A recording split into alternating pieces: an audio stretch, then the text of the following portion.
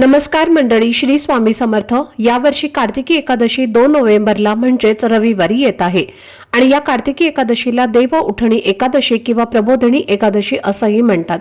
या दिवशी चातुर्मासाची समाप्ती होते आणि शुभ कार्य सुरू होतात आणि म्हणूनच हा दिवस धार्मिक दृष्ट्या खूप महत्त्वाचा मानला जातो। कार्तिकी एकादशी ही वर्षातली सर्वात मोठी एकादशी असून या दिवशी व्रत केल्याने संपूर्ण वर्षभरातील सर्व एकादशींचं पुण्य मिळतं। धार्मिक मान्यतेनुसार या दिवशी काही प्रभावी उपाय केले जातात आणि त्यापैकी एक महत्त्वाचा उपाय म्हणजे गाईला खाऊ घालणं।